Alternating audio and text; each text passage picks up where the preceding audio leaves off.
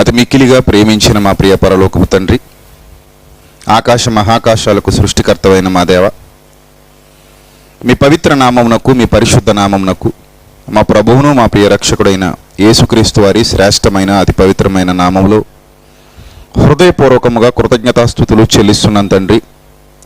దయగలిగిన మా దేవ, ఈ రెండవ దినాన మీ పిల్లలకు మీ సత్యవాక్యాన్ని వివరించుటకు సిద్ధపడుతూ ఉండగా మీ సమయోచితమైన జ్ఞానమును, మరి ముఖ్యంగా మా యందు మీరుంచిన మీ ఉపకారాత్మ యొక్క సహాయమును మెండుగా ప్రసాదించండి తండ్రి. మీ పిల్లలు కేవలం వినువారు మాత్రమై ఉండి తమను తాము మోసగించుకోకుండా వింటున్నటువంటి మాటల ప్రకారంగా ప్రవర్తించగలిగే ధన్యత ప్రతి ఒక్కరికి అనుగ్రహించండి. త్వరలో మా కొరకు రానయ్యున్న క్రీస్తు వారి పేరట ఈ ప్రార్థన మనవులు అడిగి వేడుకొనుచున్నాం మా కన్న తండ్రి, ఆమెన్. అనేకమైన జ్ఞాన సంగతులు దైవ గ్రంథంలో నుండి మనం నేర్చుకోవటం జరిగింది. దేవుని నామానికి మహిమ కలుగునుగాక. మరి ముఖ్యంగా ఈరోజు కూడా అనేకమైన లోతైన జ్ఞాన సంగతులు దైవ గ్రంథంలో నుండి, చరిత్రలో నుండి మనం ఆలోచించబోతున్నాం. క్రైస్తవ్యం అనేది అందరూ అనుకుంటున్నట్టుగా మతం కాదు అనేది అనేక దినాలుగా అనేక సభలలో నేను మాట్లాడుతున్నటువంటి సంగతి. చాలామందితో నేను వాదించినప్పుడు, చాలామందికి ఈ విషయం మీద అవగాహన కల్పించే ప్రయత్నం నేను చేసినప్పుడు, వారందరితో నేను ఎప్పుడు చెప్పేటువంటి మాట, క్రైస్తవ్యం అనేది మీరు అనుకుంటున్నట్టుగా అప్పటికప్పుడు సృష్టింపబడిన కథల పుస్తకం వలన ఏర్పడినది కాదు. బైబిల్ అనేది మీరు అనుకుంటున్నట్టుగా ఎవరో కల్పించిన పుస్తకం కాదు. ఈరోజు చాలామంది చరిత్రను పరిశోధన చేయకుండా, చరిత్రను ఆలోచన చేయకుండా బైబిల్ని, క్రీస్తుని చాలా సులువుగా కించపరిచి మాట్లాడుతూ, చాలా సులువుగా తీసి పడేస్తూ, బైబిల్ కథల పుస్తకం,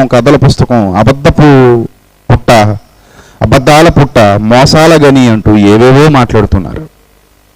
ముఖ్యంగా సోషల్ మీడియా వచ్చిన తర్వాత ఎవరి భావాలు వాళ్ళు స్వేచ్ఛగా ప్రకటించుకోవచ్చు అన్నారని భావ ప్రకటన స్వేచ్ఛకు కూడా భంగం కలిగిస్తూ, ఆ భావ ప్రకటనలో బూతులను చూపిస్తూ భయంకరమైన పరిస్థితిలో క్రైస్తవ్యాన్ని, క్రీస్తును, బైబిల్ను అవమానపరుస్తూ చాలామంది పోస్టులు పెట్టడం, చాలామంది విచ్చలవిడిగా రెచ్చిపోవడం అనేది మనం చూస్తూ ఉన్నాం.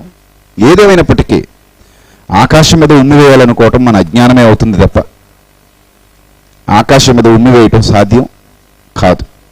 అలాగే బైబిల్ని ఏదో అవమానించాలి, బైబిల్ని ఏదో కించపరచాలి, బైబిల్ని ఏదో చెడ్డగా చిత్రీకరించాలి, లేదా బైబిల్ ఒక కథల పుస్తకం అని సమాజానికి చెప్పాలి అని అనుకోవడం కూడా వాళ్ళ అవివేకమే తప్ప దైవ గ్రంథాన్ని తప్పు పట్టేంతటి సమర్థత అల్పుడైన మానవునికి లేదనే చెప్పాలి. ప్రియులారా, మానవుడు ఏపాటి వాడు, మానవ జీవితం ఏపాటిది.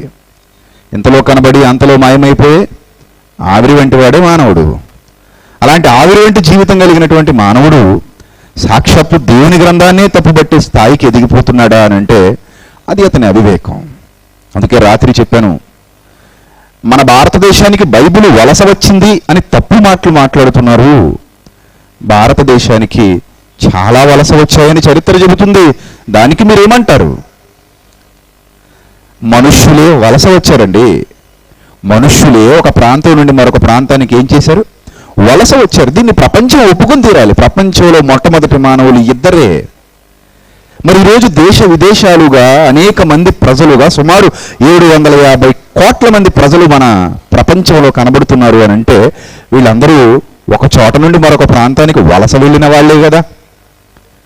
వలస వెళ్లకుండా దేశాలు ఎలా అభివృద్ధి చెందాయి? ఒక ప్రాంతం నుండి మరొక ప్రాంతానికి వలసలు పోయిన వాళ్ళే.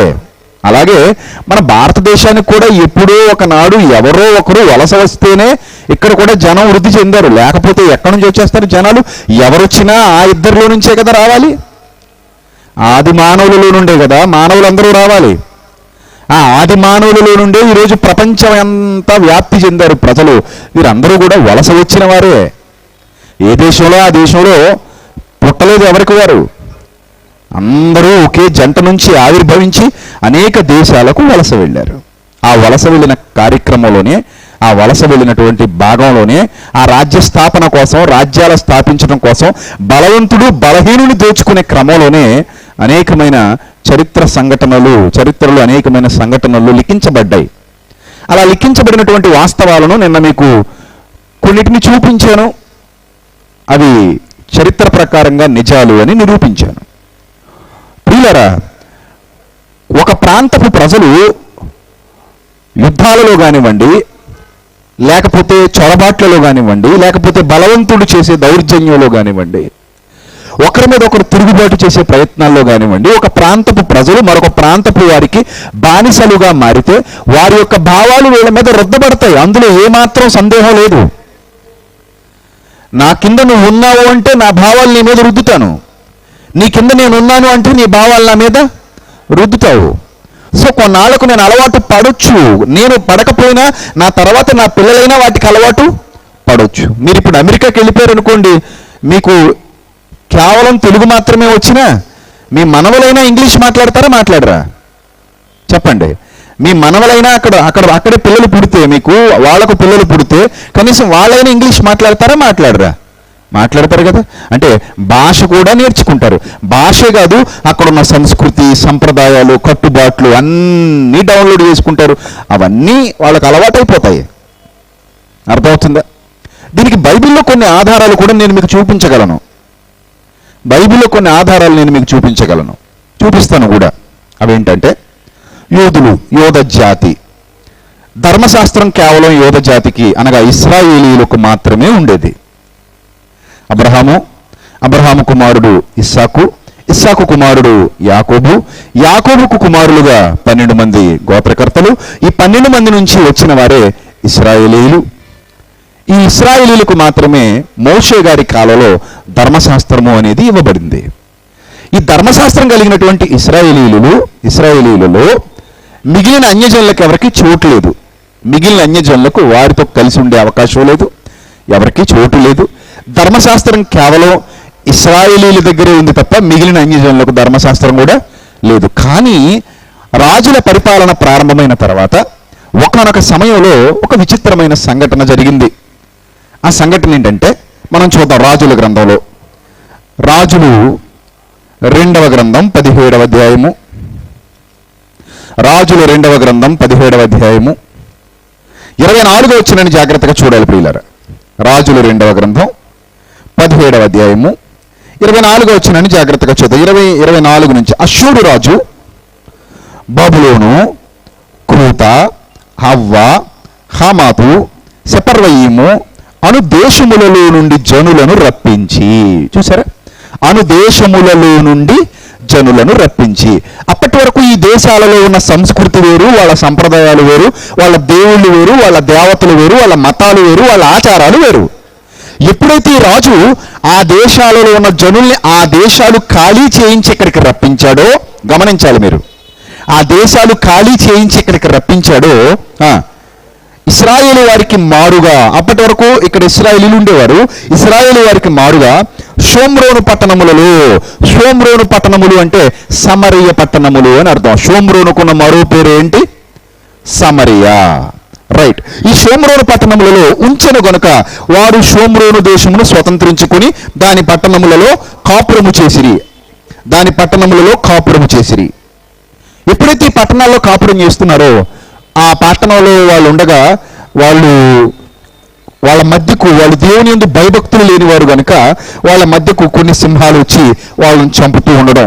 26వ వచనంలో వీళ్ళు ఇలా చంపుతూ ఉన్నాయి కనుక, ఈ సింహాలు చంపుతున్నాయి కనుక వీళ్ళకి దేవుని మర్యాద తెలియాలి అని ఒక యాజకుడిని వాళ్ళ మధ్యకు పంపించడం. ఆ విధంగా వాళ్ళు ధర్మశాస్త్రాన్ని నేర్చుకోవటం, ఆ విధంగా వాళ్ళు ఇశ్రాయేలీలు ఆరాధించే దేవుణ్ణి ఆరాధించడం ప్రారంభించారు. అంటే ఇశ్రాయేలీలు ఏ ధర్మశాస్త్రాన్ని అయితే చదువుతున్నారో ఆ ధర్మశాస్త్రాన్ని వీళ్ళు కూడా చదవటం, ఆ ధర్మశాస్త్రాన్ని వీళ్ళు కూడా పాటించడం అనేది ప్రారంభమైంది. అదే సందర్భాన్ని మళ్ళీ మనం ఎక్కడ చూస్తామో తెలుసా? యోహాను సువార్త 4వ అధ్యాయంలో యేసుక్రీస్తు ప్రభువారితో మాట్లాడినటువంటి సమరయ స్త్రీ.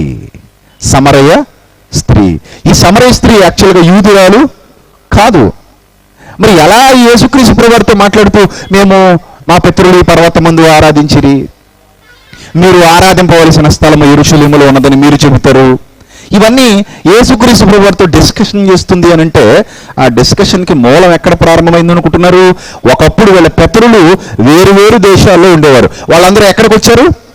ఇజ్రాయేలు దేశానికి వచ్చారు. ఎప్పుడైతే ఇజ్రాయేలు దేశానికి వచ్చారో అక్కడ ఉండేసరికి వాళ్ళ మర్యాద, వాళ్ళ దేవుని మర్యాద వీళ్ళు ఆచరించటం, ఆ ధర్మశాస్త్ర సంగతులు వీళ్ళు గైకొనటం, ఆ విధంగా వీళ్ళు కూడా ఇశ్రాయేలు దేవుని ఏం చేస్తున్నారు? ఆరాధించటం. చరిత్రలో ఇన్ని వాస్తవాలు ఉన్నాయి. దేశాలు దాటిపోయాయి, సంస్కృతులు సంప్రదాయాలు దేశాలు దాటిపోయాయి, సంప్రదాయాలు దేశాలు దాటిపోయాయి. ప్రియులారా, ఈ వాస్తవాలన్నీ మీకు ఎందుకు చెబుతున్నాను అని అంటే, ఒక దేశాన్ని పట్టుకుని ఈ దేశం ఒక మతానికి చెందింది, ఈ దేశానికి కేవలం ఒక మతం మాత్రమే వర్తిస్తుంది అనుకుంటే పొరపాటు. ఒకానొకప్పుడు ఈ ప్రపంచమంతా కూడా ఇశ్రాయేలీలు పూజించినటువంటి, ఇశ్రాయేలీలు ఆరాధించినటువంటి దేవుడు ఆరాధింపబడ్డాడు అంటే మీరు నమ్మాలి, నమ్మి తీరాలి. మీరు నమ్మాలి, నమ్మి తీరాలి. అది ఎలా సాధ్యం అంటే దానికి కూడా నేను మీకు చరిత్రలో నుండి ఆధారాలు చూపించగలను. ఎస్తేరు గ్రంథం, ఎస్తేరు గ్రంథం, దయచేసి అందరూ బైబిల్ తెరవండి. ఎస్తేరు గ్రంథంలో వ్రాయబడినటువంటి సందర్భాలు మీరు చూడగలిగితే, దేవుడు రాయించినటువంటి అమూల్యమైన మాటలు మీరు చూడగలిగితే, చరిత్రలో జరిగినటువంటి ఒక వాస్తవ సంఘటన దేవుడు ఇక్కడ మనకు తెలియజేస్తున్నారు. ఎస్తేరు గ్రంథం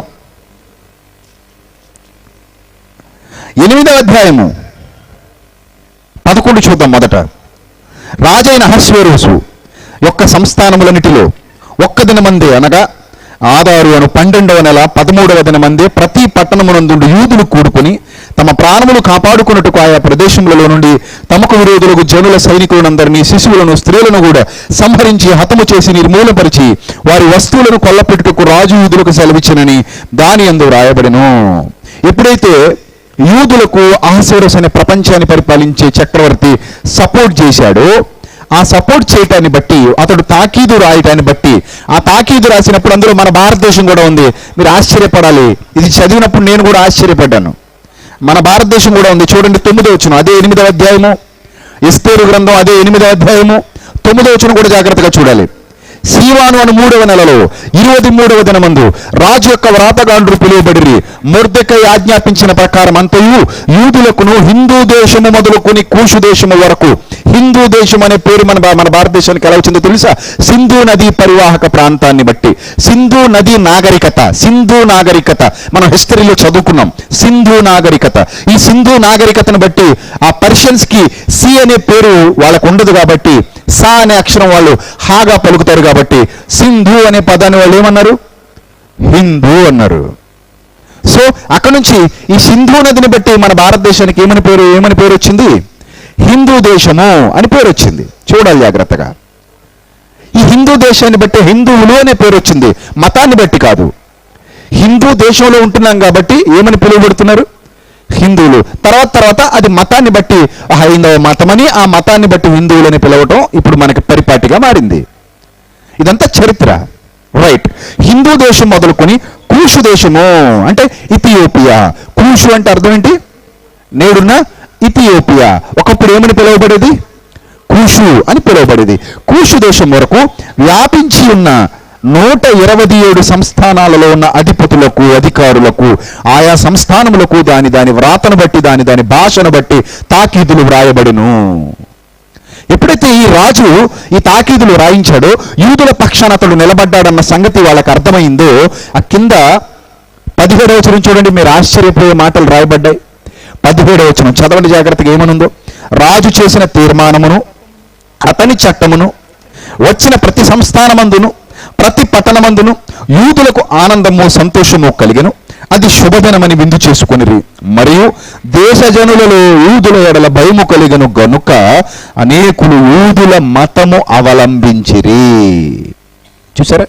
అనేకులు ఏ మతంలోకి షిఫ్ట్ అయిపోయారట? యూదు మతంలోనికి షిఫ్ట్ అయిపోయారట. ఎందుకు? యూదు మతంలో ఉంటే మనకి ప్రాబ్లం ఉండదు. మన దేశం మీద, మన భారతదేశం మీద సుల్తాన్లు, మొఘలులు, అలాగే అరబ్బులు, ఇస్లాం వారు, ముస్లిమ్స్, ఇలా దండయాత్రలు ఎన్నో మన భారతదేశం మీద జరిగాయి. ముస్లింల దండయాత్రలో చాలా మందిని ముస్లిములుగా మార్చేశారు కొంతమంది ముస్లిం చక్రవర్తులు. ఇది నిజం. చాలా మందిని ఊచకోత కోసి చంపేశారు. మన భారతదేశం మీద జరిగినటువంటి దాడుల్లో, దండయాత్రల్లో అప్పటికి హిందువులుగా ఉన్న ఎందరినో ముస్లింలుగా మార్చేశారు. అంటే మనం ఇప్పుడున్న ముస్లిమ్స్ అందరూ, ఇప్పుడున్న హిందువులందరూ, వాళ్ళ పూర్వీకులందరూ పూర్వకాలంలో కూడా అదే మతాల వాళ్ళు అనుకుంటే పొరపాటు. ప్రియులారా, జరిగిన దండయాత్రల్లో కొంతమందిని హిందువుల్ని ముస్లిమ్స్గా మార్చేసినట్టు, ముస్లిమ్స్ని హిందువులుగా మార్చేసినట్టు చాలా చారిత్రక ఆధారాలు మనకు కనబడుతూ ఉంటాయి. ఎందుకంటే అప్పటి రాజుల యొక్క పైశాచికత్వం, అప్పటి రాజుల యొక్క ఆలోచన ధోరణి, వాళ్ళ విధానం అలా ఉండేది. కాబట్టి ఇలాంటి మత మార్పిడులు కూడా గత కాలంలో జరిగాయి. ఇవన్నీ చరిత్రను చూస్తుంటే మనకు అర్థమవుతున్నాయి. కారణం ఏంటంటే కేవలం రాజ్య స్థాపన. ఒక రాజ్యాన్ని మనం స్థాపించాలి, మన రాజ్యం అన్ని దిశలా వ్యాపించాలి, అందరూ మన కింద బతకాలి, మనమే అధికారాన్ని చేజిక్కించుకోవాలి, మనం అందరినీ బానిసలుగా చూడాలి. ఇది మనిషి యొక్క నైజం. ప్రతి మనిషి ఇలాగే ఆలోచిస్తున్నాడు. నేను నేను అని అహంకారంతో రగిలిపోతూ నేను ఏదో విధంగా అందరినీ నా కింద ఉంచుకోవాలి, ఏదో విధంగా అందరి మీద నేను అధికారిని కావాలి, అందరినీ నేను ఏలుబడి చేయాలి, నాకు ఈ ప్రాంతం అంతా నా హస్తగతం కావాలి. పూర్వకాలం నుంచి ఈ ఆలోచనలే మనుషుల్లో ఉండటం వల్ల ఒకరి మీద ఒకరు దాడులు చేసుకోవడం, ఒకరినొకరు చంపుకోవటం, ఒకరినొకరు నరుక్కోవటం, రక్తపాతాన్ని సృష్టించారు. ఎంతో మంది జీవితాల్ని నాశనం చేశారు, ఎన్నో జీవితాల్ని కాలగర్భంలో కలిపేశారు. ఇది చరిత్ర. అంటే రాజ్య స్థాపన కోసం ఎంతో మంది రక్తం చిందింపబడింది. ఈ వాస్తవాన్ని మీరు గుర్తు చేసుకోవాలి. అదే విధంగా ఆ రక్తం చిందింపబడడం మాత్రమే కాకుండా మిగిలి ఉన్న వారి సంస్కృతులు, సంప్రదాయాలు వారికి తెలియకుండానే మారిపోయాయి. వారి పిల్లల సంస్కృతులు, సంప్రదాయాలు కూడా మారిపోయాయి. కారణం, బలవంతుడు బలహీనుని తొక్కడం ప్రారంభించాడు, బలవంతుడు బలహీనుని తన పాదాల క్రింద పెట్టుకోవడం ప్రారంభించాడు. ఎప్పుడైతే అలా తన పాదాల క్రింద పెట్టుకోవడం ప్రారంభించాడో ఆటోమేటిక్గా ఈ లొంగిపోయిన వారు తమ సంస్కృతిని మార్చుకునేవారు, ఈ లొంగిపోయిన వారు తమ సంప్రదాయాన్ని మార్చుకునేవారు. ఈ విధంగా ఎన్నో ఎన్నో ఎన్నో సంఘటనలు చరిత్రలో జరిగాయి. ప్రియులారా, చరిత్రలో జరిగాయి. మరి ఈ చరిత్రను హిస్టరీగా పుస్తకాల్లో చెబుతుంటే మనం చదువుకుంటున్నాం. హిస్టరీగా ఈ చరిత్రను పుస్తకాల్లో చెబుతుంటే మన పిల్లలు వెళ్తున్నారు, చదువుకుంటున్నారు, పరీక్షలు రాస్తున్నారు. అదే హిస్టరీని బైబిల్ చెబుతుంటే మాత్రం వద్దంటున్నాం. అదే హిస్టరీ బైబిల్లో వ్రాయబడితే మాత్రం మతం అంటున్నాం. ఈరోజు ఎవరైతే బైబిల్ని మత పుస్తకం అని, కల్పిత గ్రంథం అని, ఎవరో కూర్చొని రాసేసిన పుస్తకం అని ఇక్కడుండి గల్లీలో ఉండి మాట్లాడుతున్నారో వాళ్ళకి నిజంగా చరిత్ర తెలియదు.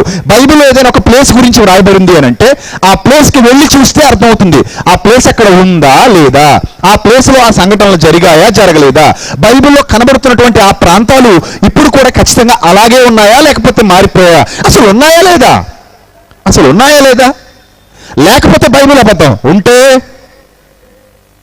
నిజం. ఆ బైబిల్లో చెప్పినట్టుగా ఆ ప్రాంతాలు కనబడకుండా పోతే బైబిల్ అబద్ధం. కానీ ఆ ప్రాంతాలు నేటికి సజీవ సాక్ష్యాలుగా కనబడుతూ ఉంటే బైబిల్ అక్షరాల 100% నిజం. దాన్ని ఎవరైనా సరే ఒప్పుకొని తీరాలి. మరి చరిత్రలో దాడులు జరిగాయా, చరిత్రలో యుద్ధాలు జరిగాయా, చరిత్రలో ఒకరి మీద ఒకరు పోరాటాలు చేయటం మనం చూసామా, వాటికి సంబంధించిన ఆధారాలు ఏమైనా బైబిల్లో కనబడుతున్నాయా, వాటిని మనం ఇప్పుడు చూడగలమా? బైబిల్ చదువుతున్నప్పుడు ఆ ప్రాంతాలకు నేను వెళ్ళాలి అనుకుంటే వెళితే ఇప్పుడు ఆ ప్రాంతాలు మనకు అలాగే దర్శనమిస్తాయా? ఇవన్నీ మనకు రావాల్సినటువంటి ప్రశ్నలు. ఈ ప్రశ్నలు మనకు తలెత్తితే ఖచ్చితంగా బైబిల్ వాటన్నిటిని గురించి మనకి తెలియజేస్తుంది. ప్రియులారా, మన భారతదేశపు చరిత్ర, ఆ భారతదేశాన్ని పరిపాలించిన వాళ్ళ పేర్లు కూడా బైబిల్ గ్రంథంలో లిఖించబడ్డాయి అని అంటే ఎందుకు మనం దాన్ని కాదనాలి, ఎందుకు మనది కాదనాలి? ఈ కాదనే వాళ్ళందరినీ నేను అదే ప్రశ్నిస్తున్నాను. ఒకప్పుడు పూర్వపు రాజులు మనల్ని పరిపాలించారన్న మాట నువ్వు ఒప్పుకోవా? ఒప్పుకొని తీరాలి. బ్రిటిషోడు అంటావు. బ్రిటిషోడికి పూర్వం ఇతర దేశస్తులు ఎవరు మన మీద దండయాత్రలు చేయలేదా? రాత్రి అదే చెప్పాను. ఒక అలెగ్జాండర్ దండయాత్ర, ఒక పారసీకుల దండయాత్ర, ఈ పర్షియన్ భాష, సంస్కృతి, ఇవన్నీ కూడా మన దేశానికి ఎలా వచ్చేసాయి?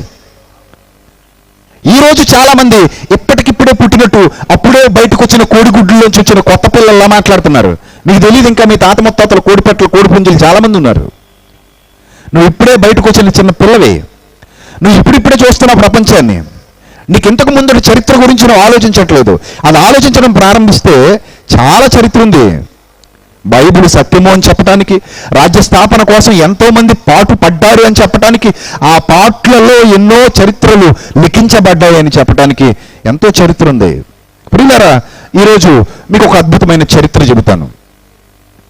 పూర్వపు కాలం, సుమారు క్రీస్తుకు పూర్వం 1000-1200 సంవత్సరాల మధ్య కాలంలో, క్రీస్తుకు పూర్వం 1000-1200 సంవత్సరాల మధ్య కాలంలో జరిగినటువంటి కొన్ని సంఘటనలు. ఆ సంఘటనలు ఏంటంటే, ఫిలిస్తీన్లు అనే ఒక వర్గం వారు ఉండేవారు. మధ్యధరా సముద్రం మీ అందరికీ తెలుసు. మధ్యధరా సముద్రం, మెడిటేరియన్ సీ అంటారు. ఈ మధ్యధరా సముద్రం తీర ప్రాంతంలో అష్డోతు, అష్కెలోను అనే కొన్ని ప్రాంతాలు ఉన్నాయి. అష్డోతు, అష్కెలోను అనే కొన్ని ప్రాంతాలు ఉన్నాయి. ఇప్పుడు ఆ సిటీ అలాగే ఉంది. ఒకసారి మీరు స్క్రీన్ మీద ఆ అష్డోతు సిటీని మీరు చూడొచ్చు. మీరు స్క్రీన్ మీద చూడండి. అష్డోతు అనే సిటీ మీకు కనబడుతుంది. చూసారా? సముద్ర తీర ప్రాంతం ఇప్పుడు చాలా అభివృద్ధి చెందినటువంటి ప్రాంతం ఇది. మీరు చూస్తున్నారు ఆ పోర్ట్ ఏరియా, ఆ పక్కన ఉన్నటువంటి సిటీ అంతా కూడా మీరు చూడొచ్చు. స్క్రీన్ మీద ఆ పోర్ట్ ఏరియా, ఆ పక్కన ఉన్న సిటీ అంతా కూడా మీరు చూడొచ్చు. ఇదే అష్డోతు అనే ప్రాంతం. ఈ అష్డోత్ అనే ప్రాంతానికి సంబంధించి ఇది ఇశ్రాయేల్ దేశంలో ఉంది. ఈ ప్రాంతమే ఒకప్పుడు ఫిలిస్తీన్ల వశంలో ఉండేది. ఈ సముద్ర తీర ప్రాంతం ఒకప్పుడు ఫిలిస్తీన్ల వశంలో ఉండేది. సముద్ర తీర ప్రాంతంలో ఉంటూ సముద్ర తీర ప్రాంతాల్లో ఎక్కువ ఎందుకు ఉండేవారంటే ఆ చుట్టుపట్ల ఎన్నో ఎడారి ప్రాంతాలు, ఆ చుట్టుపట్ల ఎన్నో మంచి మంచి తోటలు, ఆ చుట్టుపట్ల ఎన్నో మంచి విలువైన ఖనిజ సంపదలు, అదేవిధంగా తినటానికి కష్టపడక్కర్ లేకుండా మత్స్య సంపద కూడా సముద్రాల్లో వాళ్ళకి లభించేది. చేపలను పట్టడం, వాటిని కాల్చుకోవడం, హాయిగా తినటం, వాళ్ళకి చక్కటి చేపల ఆహారం లభించేది కనుక ఎక్కువ శాతం ఆ కాలపు ప్రజలు సముద్ర తీర ప్రాంతాల్లో నివసించేవారు. అర్థమవుతుందా? సో ఆ సముద్ర తీర ప్రాంతంలో మీరు చూస్తున్నటువంటి ఈ అష్డోతు అనే ప్రాంతంలో ఆనాడు ఫిలిస్తీన్లు నివాసం ఉండేవారు. ఈ ఫిలిస్తీన్లకి వారికి కొద్ది దూరంలో ఎదురుతున్నటువంటి ఒక కొండ మీద కట్టబడినటువంటి పట్టణంగా పిలువబడుతున్నటువంటి యెరూషలేము ప్రాంతం. ఆ ప్రాంతం మీద ఎప్పుడు కన్నుండేది. ఎందుకంటే ఆ పరిసర ప్రాంతాల్లో ఉన్నటువంటి లోయలు, నదులు, సారవంతమైన నేల, అక్కడ పండుతున్నటువంటి పంటలు, అక్కడ ఉన్నటువంటి విస్తారమైన సంపద, ఈ సంపదను మనవశం చేసుకుంటే, ఆ ఇశ్రాయేలీయుల్ని మనకి బానిసలుగా చేసుకుంటే మన రాజ్యం ఇంకా విస్తరిస్తుంది. చక్కగా మనం వాళ్ళని ఏలుబడి చేయొచ్చు. వాళ్ళు మన కింద ఉంటే మనం ఇంకా బాగుండొచ్చు, మనం ఇంకా హ్యాపీగా ఉండొచ్చు, మనకి ఇంకా అన్నీ లభిస్తాయి. ఈ స్వార్థం. సో మాకు బలం ఉంది కదా, బల ప్రదర్శన చేసి ఏదో విధంగా వాళ్ళని లోపరుచుకుంటే పోయిందే ఉంది అన్న ఆలోచనలో ఫిలిస్తీన్లు ఉండేవారు. ఆ ఫిలిస్తీన్లు చాలా బలవంతులు, దేహదారుఢ్యం కలిగిన వారుగా ఉండేవారు. ఆ దేహదారుఢ్యం, ఆ బలం, వాళ్ళు చాలా ఎత్తుగా పొడవుగా ఉండేవారు.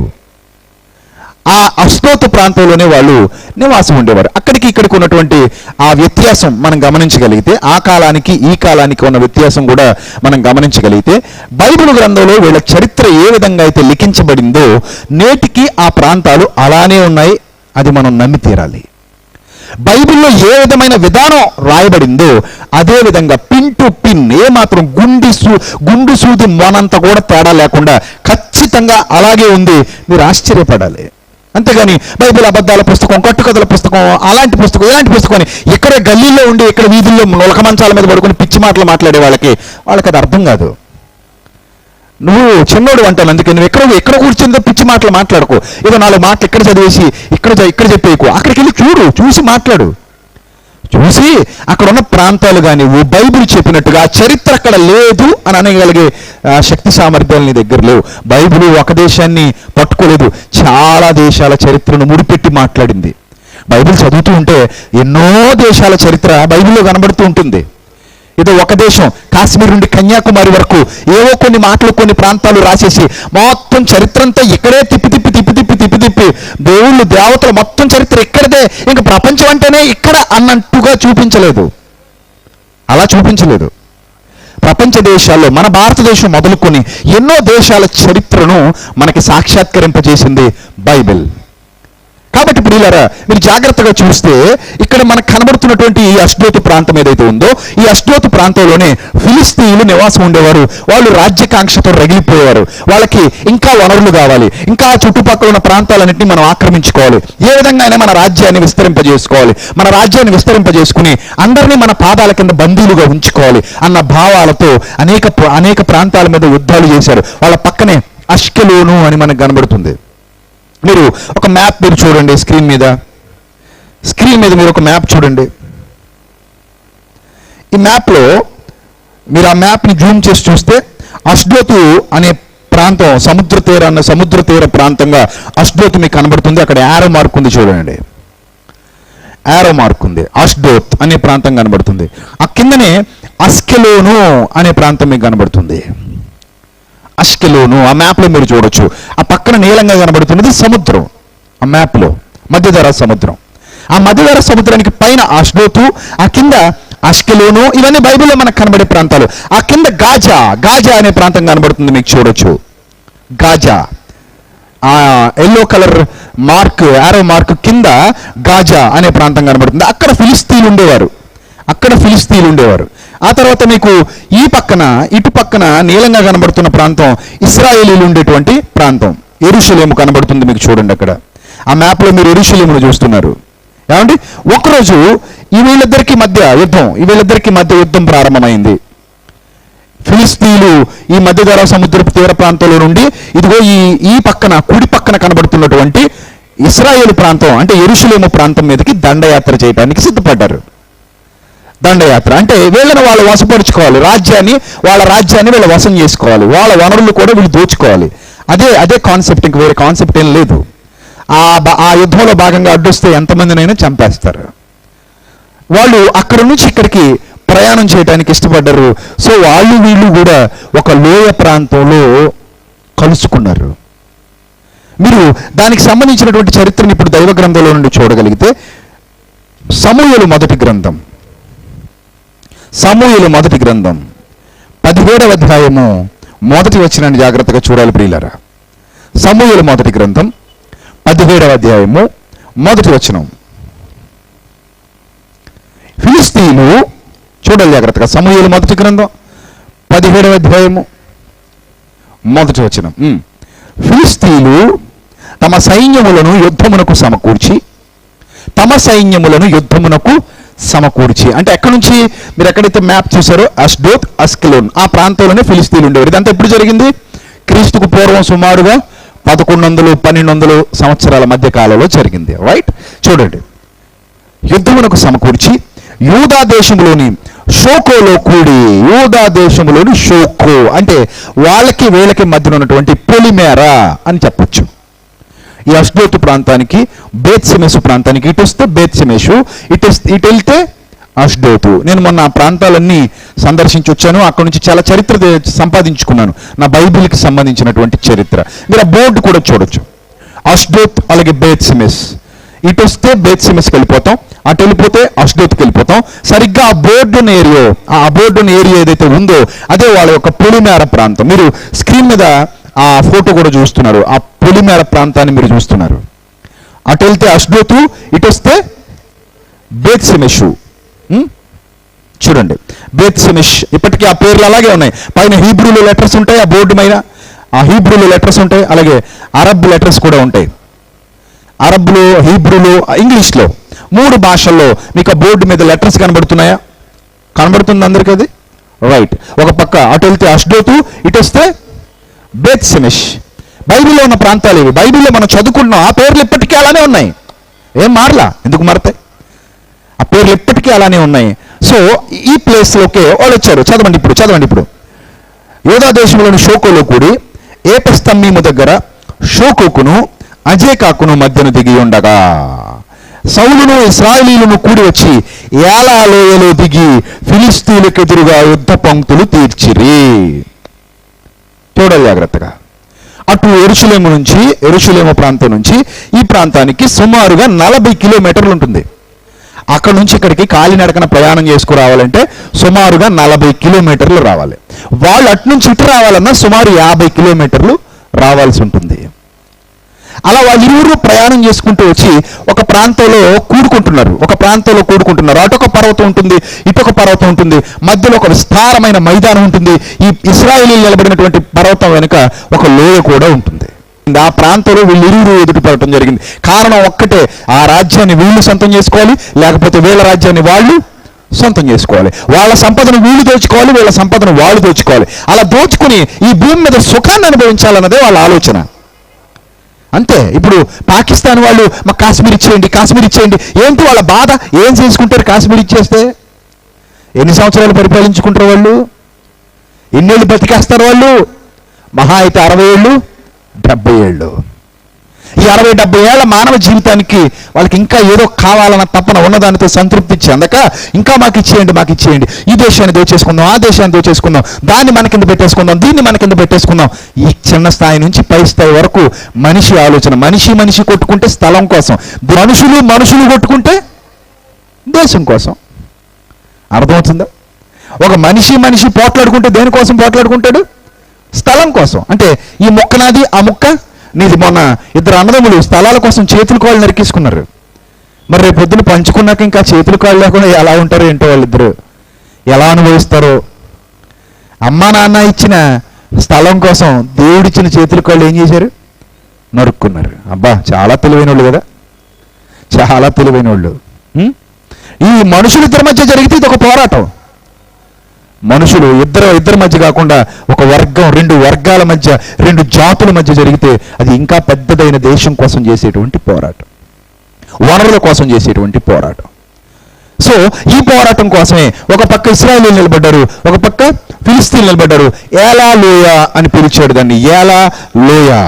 ఈ ఏలా లోయలో వాళ్ళిరువురు నిలబడి ఒకరి మీద ఒకరు యుద్ధం చేసుకోవడానికి సిద్ధపడ్డారు. ప్రియులారా, ఒకరి మీద ఒకరు యుద్ధం చేసుకోవడానికి సిద్ధపడ్డారు. ఇప్పుడు ఆ యాలా లోయ ఇమేజెస్ మీరు స్క్రీన్ మీద చూడండి. ఆ యాలా లోయ ప్రాంతం నేటికి అలానే ఉంది. ఆ ప్రాంతాల నేటికి అలానే ఉన్నాయి.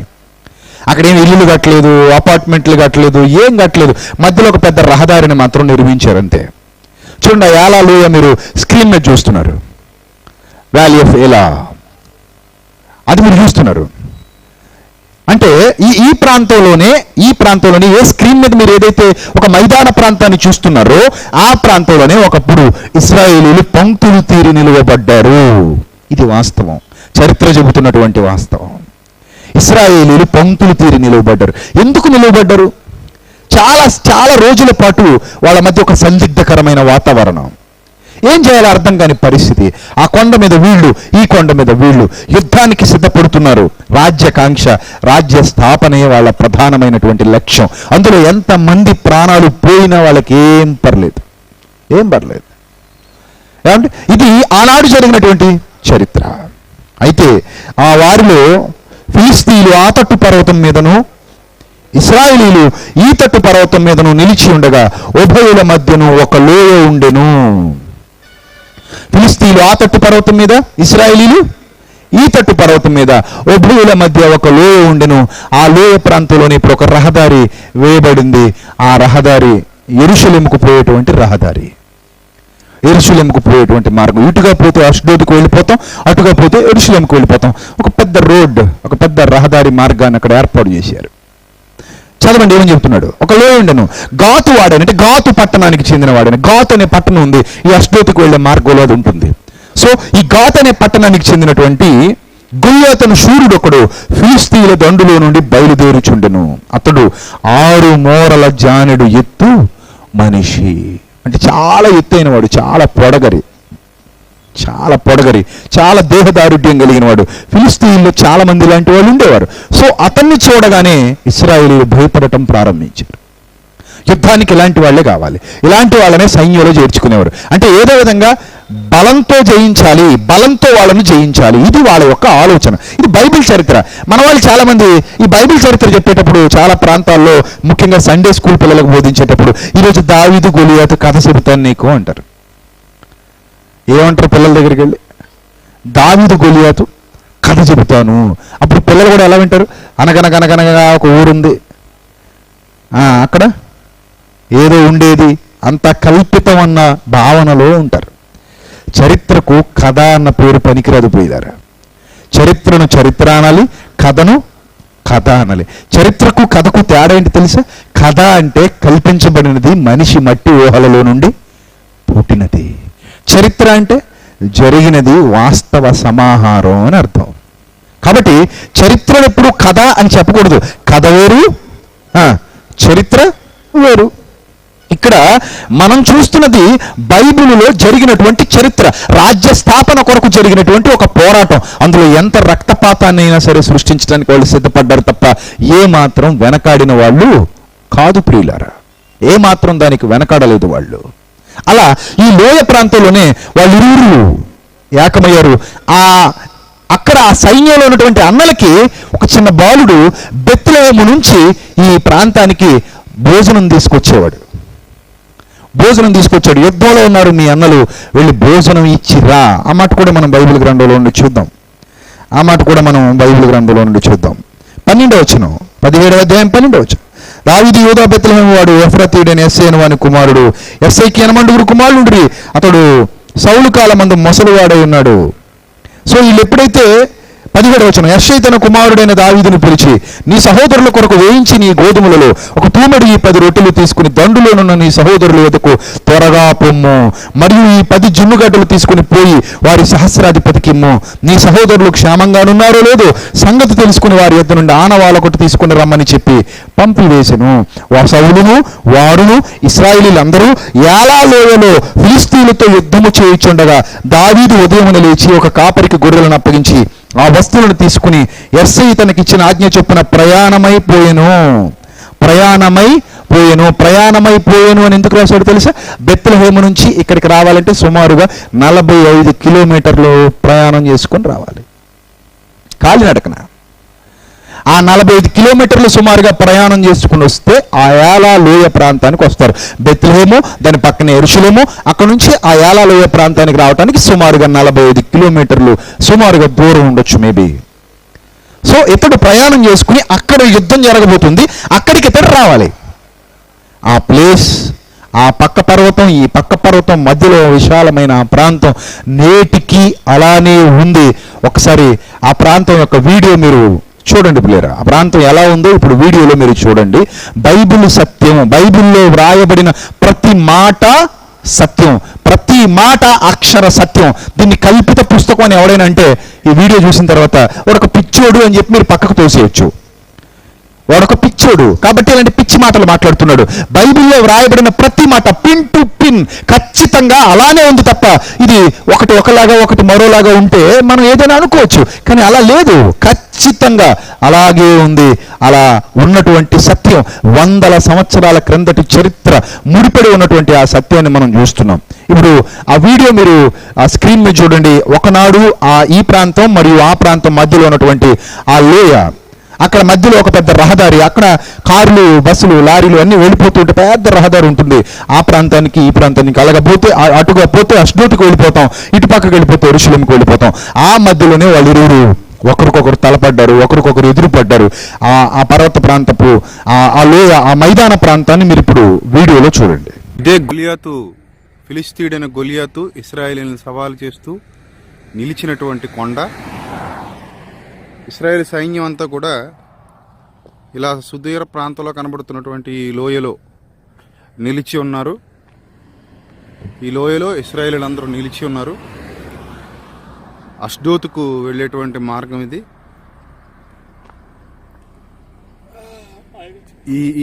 ఈ ప్రాంతం అంతా కూడా ఇశ్రాయేలీలు నిలిచి ఉన్నారు. ఈ ప్రాంతం అంతా కూడా ఇశ్రాయేలీలు నిలిచి ఉంటే ఫిలిస్తీన్లు మాత్రం ఈ పర్వతం మీద నిలబడి సవాల్ చేయడం ప్రారంభించారు. ఇదే పర్వతం మీద గొలియాతు నిలవబడి ఇశ్రాయేలీలను సవాల్ చేశాడు. ఈ పర్వతం పైన దానికి సంబంధించినటువంటి కొన్ని శిలాఫలకాలు కూడా ఉన్నాయి. ఈ పర్వతం పైన దానికి సంబంధించినటువంటి శిలాఫలకాల మీద ఈ విషయాన్ని చెక్కడం జరిగింది. ఇది ఇప్పుడు యెరూషలేముకు వెళ్ళేటువంటి రహదారి మార్గంగా మనకు కనబడుతుంది. యెరూషలేముకు వెళ్ళేటువంటి రహదారిగా మనకు కనబడుతుంది. ఈ లోయ ఇటు పక్కకి అష్డోత్ మార్గం అని కూడా మనకి అష్డోత్ అని బోర్డు కూడా కనబడుతుంది. బైబిల్లో ఈ పదం ఉంది, అష్డోత్. ఈ సువిశాలమైన ప్రాంతంలోనే ఇశ్రాయేలీలు ఆనాడు నిలిచి ఉన్నారు. ఇశ్రాయేల్ సైన్యం అంతా నిలిచి ఉంది. ఈ సువిశాలమైన ప్రాంతంలో ఇశ్రాయేల్ సైన్యం అంతా నిలిచి ఉంది. అలనాడు ఎదురుగా కనబడుతున్నటువంటి ఈ పర్వతం మీద, ఈ పర్వతం పైన ఫిలిస్తీన్లు నిలిచి ఉన్నారు. ఇక్కడే ఉండి ఇశ్రాయేలీల్ని ఫిలిస్తీయుడు గొలియాతు సవాల్ చేయడం జరిగింది. అప్పుడు దావీదు ఇక్కడే ఈ ప్రాంతంలోనే గొలియాతును చంపడం అనేది జరిగింది. ఈ కొండకు ఆవల కనబడుతున్నటువంటి ఏటి లోయలో నుంచి కొన్ని రాళ్ళు ఏరుకొని వచ్చి దావీదు ఈ ప్రాంతంలోనే గొలియాతును చంపడం అనేది జరిగింది. బైబిలు చారిత్రకమైన అద్భుతం అని చెప్పడానికి ఇప్పటికీ సజీవ సాక్ష్యాలుగా కనబడుతున్నటువంటి ఆధారాలు ఇవన్నీ కూడా.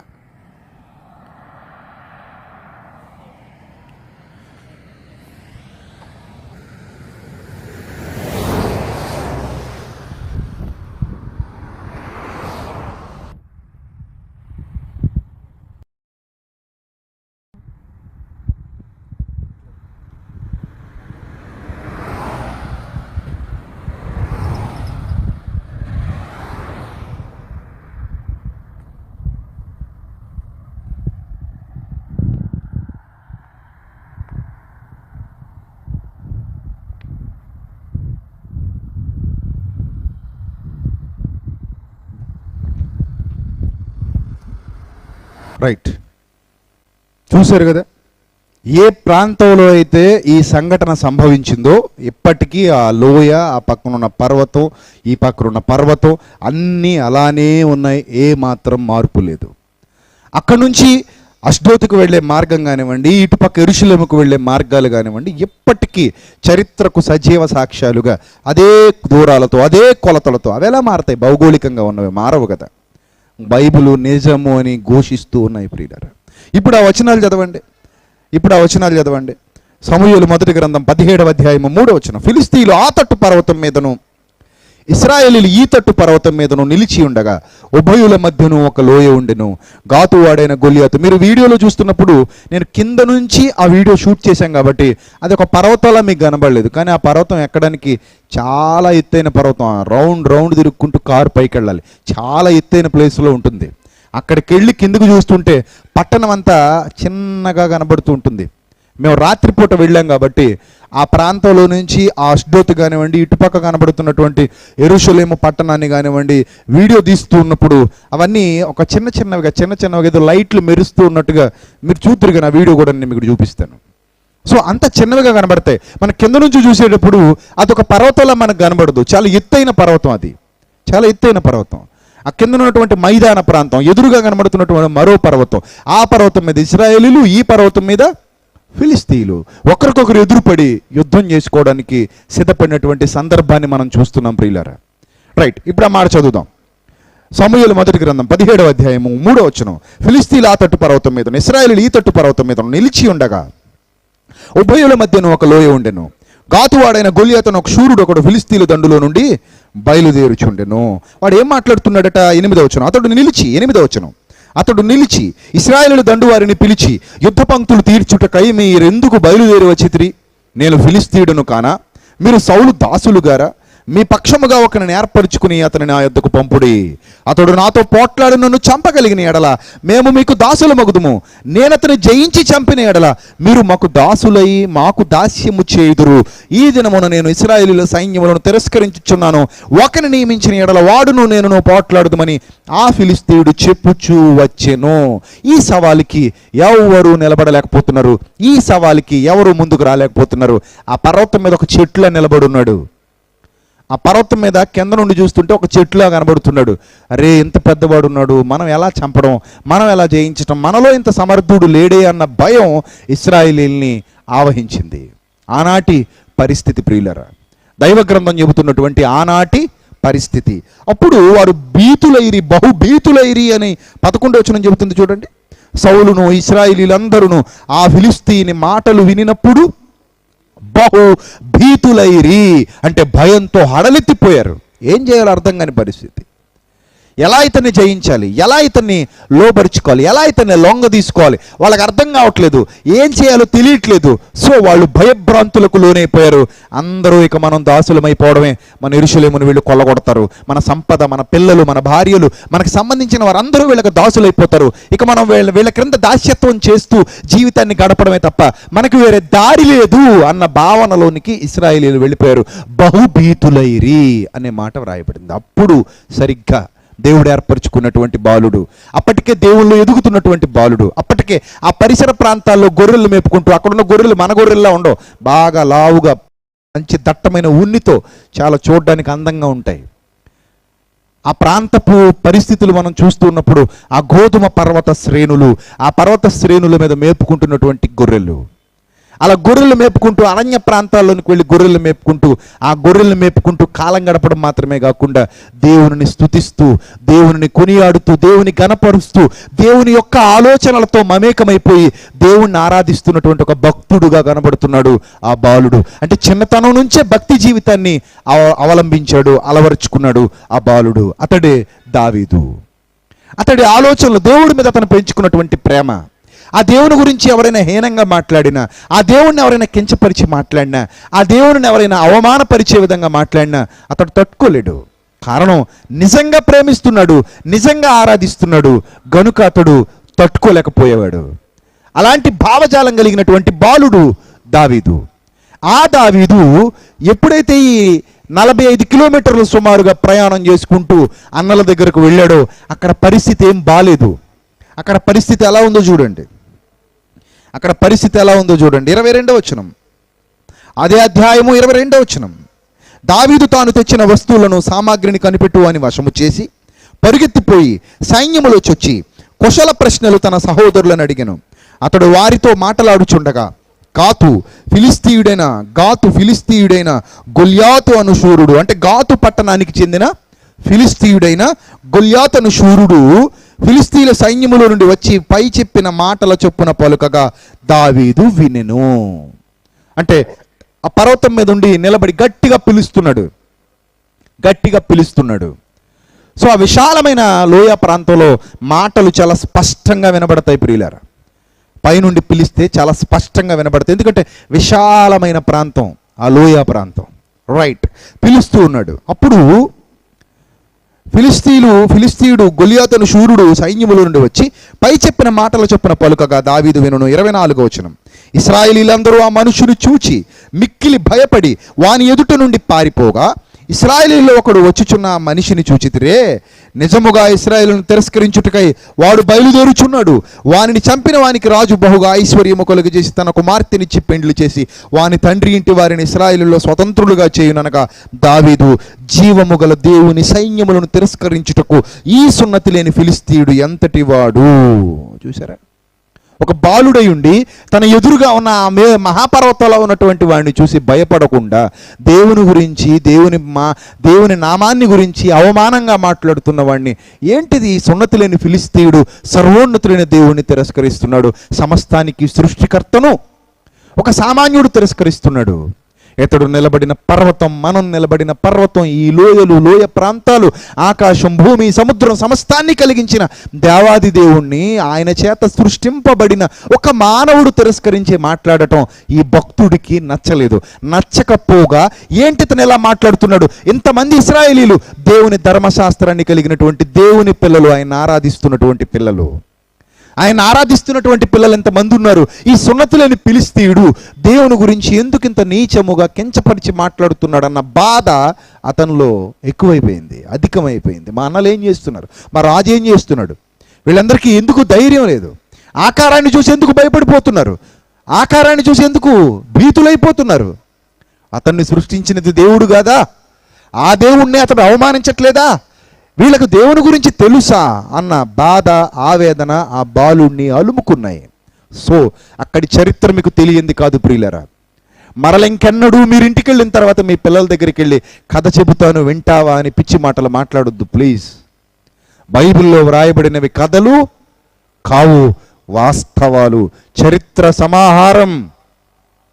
అలనాడు రాజ్యాన్ని స్థాపించడం కోసం 2 జాతుల మధ్య జరిగినటువంటి యుద్ధం, దాని గురించి బైబిల్ చెబుతుంది. బైబిల్ చెప్పింది అంటే దాని వెనక ఏదో పరమార్థం దాగి ఉంది.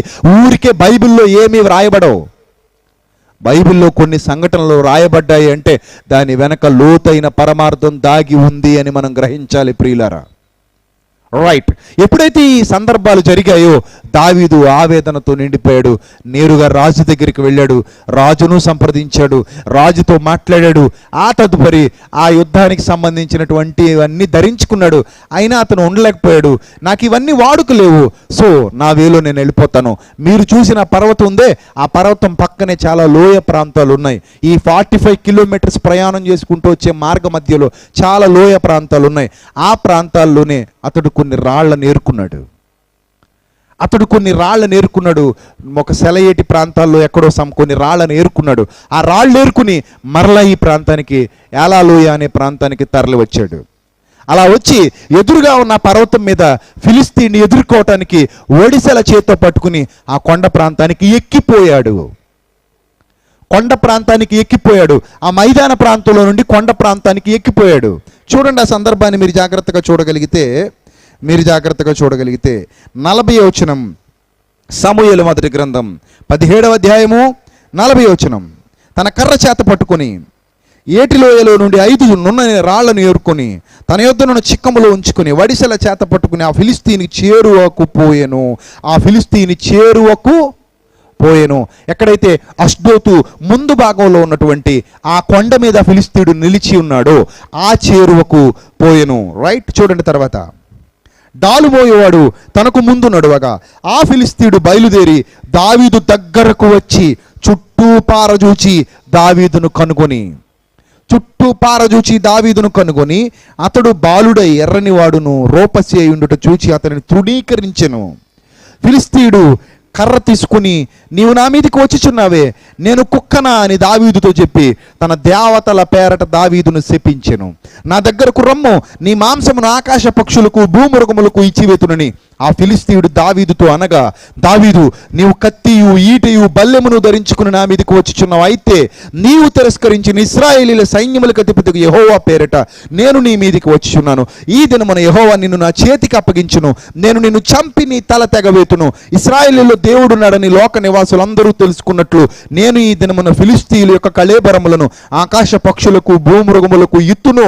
అప్పుడు యెహోవా కత్తి చేతను ఈటి చేతను రక్షించువాడు కాడని ఈ దండు వారందరూ తెలుసుకుందరు. యుద్ధము యెహోవాదే, ఆయన మిమ్మును మా చేతికి అప్పగించునని చెప్పెను. ఆ ఫిలిస్తీయుడు లేచి దావీదును కలియుటకై అతనికి ఎదురుపోగా దావీదు వారిని ఎదుర్కొన్నట్టుకు సైన్యం తట్టు త్వరగా పరిగెత్తిపోయి తన సంచిలో చెయ్యి వేసి అందులో నుండి రాయి ఒకటి తీసి వడిసెలతో విసిరి ఆ ఫిలిస్తీయుని నుదుట కొట్టెను. ఆ రాయి వాని నుదురు చొచ్చినందున వాడు నేలను బోర్ల పడెను. దావీదు ఫిలిస్తీని కంటే బలాఢ్యుడై ఖడ్గము లేక ఏ వడిసెలతో రాతితో ఆ ఫిలిస్తీని కొట్టి చంపెను. వాడు బోర్ల పడగా దావీదు పరిగెత్తిపోయి ఫిలిస్తీని మీద నిలుచుండి వాని కత్తి వరదూసి దానితో వాని చంపి వాని తలను తెగవేసెను. ఈ చరిత్ర అంతా ఆ పర్వతం మీద జరిగింది. ఆ పర్వతం మీద ఇప్పుడు ఒక సర్కిల్ లాంటిది కట్టారు. ఎక్కడైతే దావీదు గొలియాతును హతం చేశాడో అక్కడ ఒక సర్కిల్ లాంటిది కట్టి అక్కడ కొన్ని చిత్రపటాలు, అలాగే మనం ఆ పర్వతం మీదకి వెళ్ళే దారిలో ఒక శిలాఫలకాన్ని కూడా వాళ్ళు ఏర్పాటు చేశారు. ఆ శిలాఫలకాన్ని మీరు స్క్రీన్ మీద చూడొచ్చు. ఒక శిలాఫలకాన్ని ఏర్పాటు చేసి మనం ఏదైతే సమూయేలు మొదటి గ్రంథం 17వ అధ్యాయం మొదటి నుంచి చదువుకుంటున్నామో అదంతా కూడా ఇక్కడే జరిగింది అని ఆ శిలాఫలకాన్ని అక్కడ ఉంచారు. ప్రియులారా, మీరు స్క్రీన్ మీద చూడొచ్చు. ఇంగ్లీష్లో దానికి సంబంధించినటువంటి మ్యాటర్ అంతా అక్కడ రాసి ఉంచారు ఆ పర్వతం ఎదుట. మనం ఆ పర్వతం మీదకి వెళ్ళాలి అంటే ఆ బోర్డు చూసిన తర్వాత, బోర్డు చదువుకున్న తర్వాత దాని పక్కగానే మనం వెళ్ళాల్సి ఉంటుంది. సో ఎంట్రన్స్లోనే ఆ బోర్డు పెట్టారు అందరికీ అర్థం కావడానికి. బైబిల్లో రాయబడిన చరిత్ర అనేది చెబుతుంది. అక్కడ రెఫరెన్స్ కూడా కోట్ చేశారు. మీరు ఆ బోర్డు మీద రెఫరెన్స్ చూడొచ్చు. సమూయేలు మొదటి గ్రంథం 17వ అధ్యాయము మొదటి వచనం అక్కడ మనకు కనబడుతుంది. సమూయేలు మొదటి గ్రంథం 17వ అధ్యాయం మొదటి వచనం మనకు అక్కడ కనబడుతుంది ప్రియులారా. రైట్. ఆ తదుపరి ఆ కొండ మీద, ఏ కొండనైతే మనం ఇప్పుడు చదువుకుంటున్నామో దావీదు ఫిలిస్తీని తల తెగ నరికి వేశాడు అని మనం చదువుకుంటున్నామో అక్కడ ఒక సర్కిల్ లాంటిది తయారు చేసి కొన్ని స్తూపాలు, అలాగే ఎక్కడైతే తల తెగ వేశాడో అక్కడ ఒక స్తూపం, అక్కడ కొన్ని ఆధారాలు ఉన్నాయని వాటికి సంబంధించిన కొన్ని చిత్రపటాలు అక్కడ గీసి ఉంచారు. వాటిని ఇప్పుడు మీరు స్క్రీన్ మీద వీడియోలో చూడండి ప్రియులారా. చూడండి.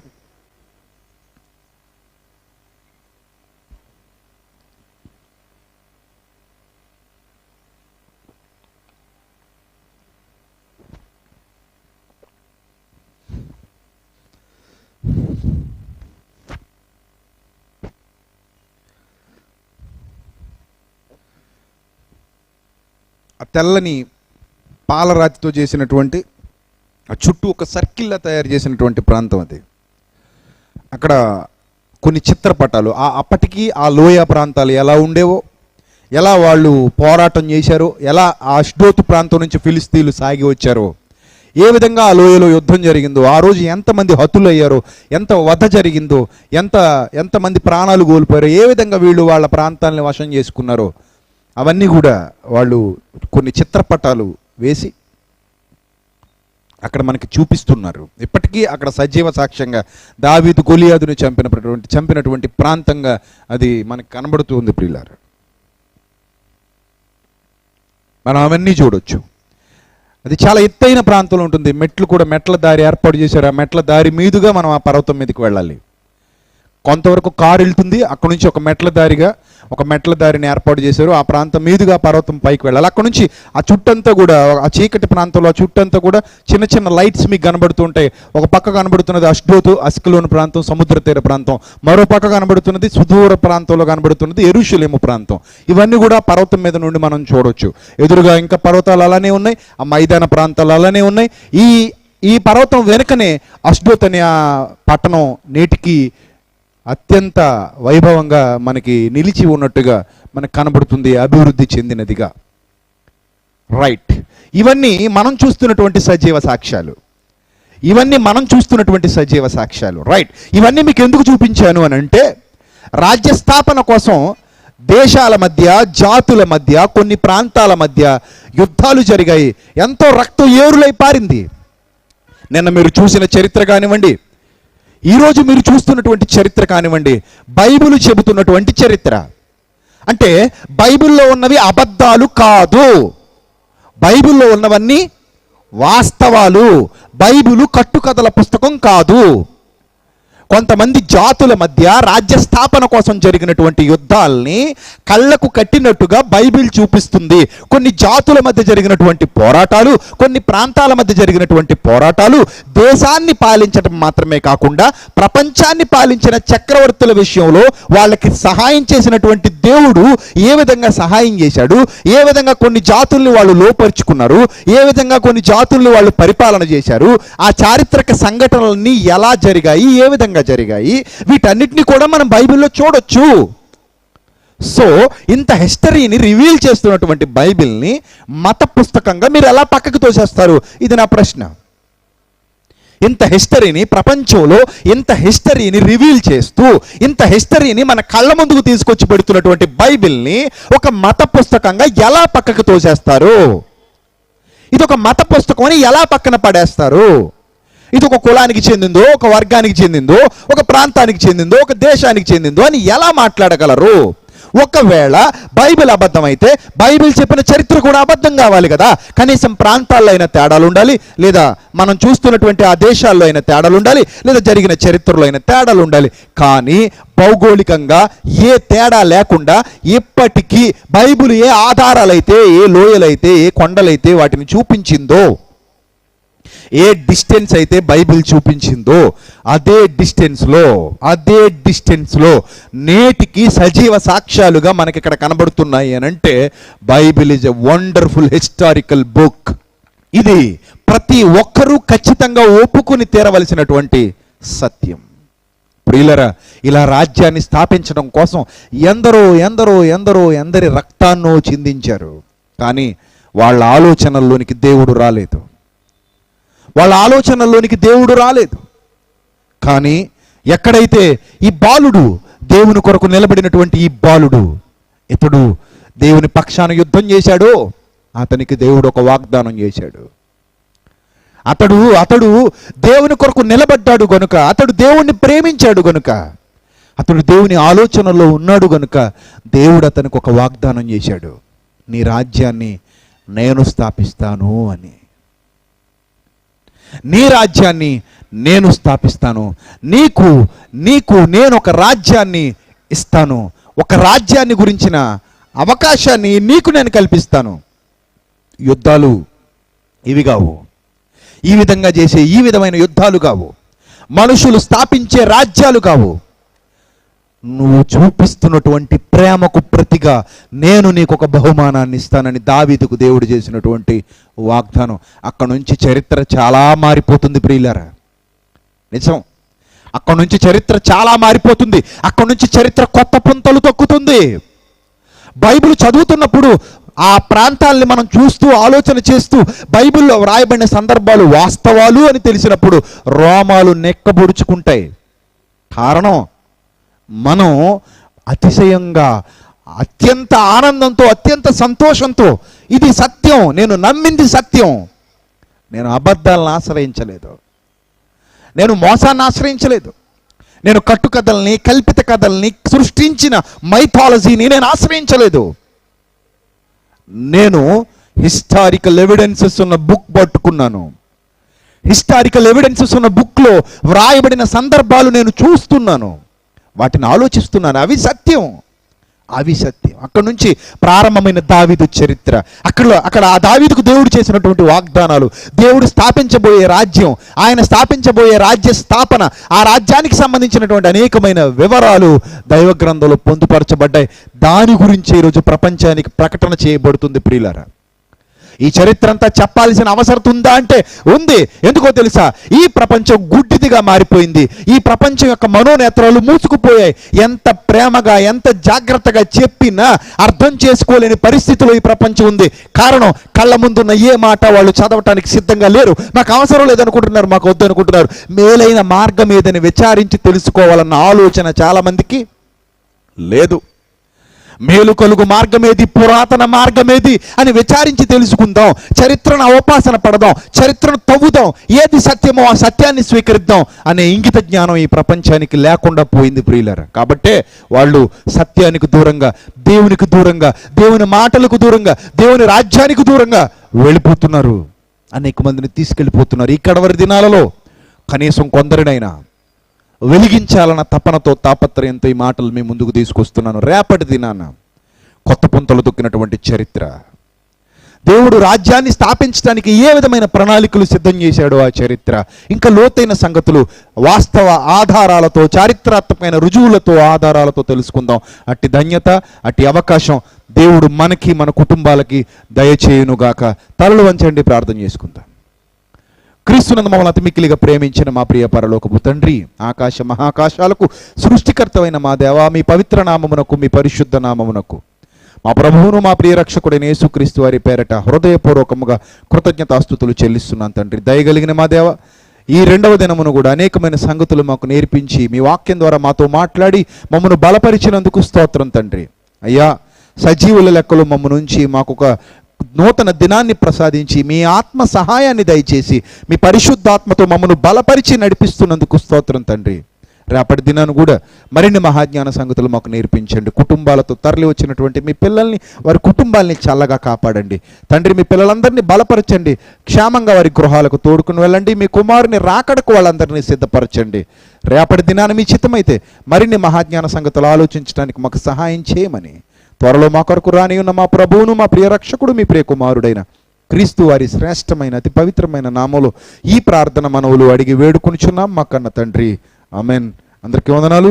Thank you so much. May God bless you all. Thank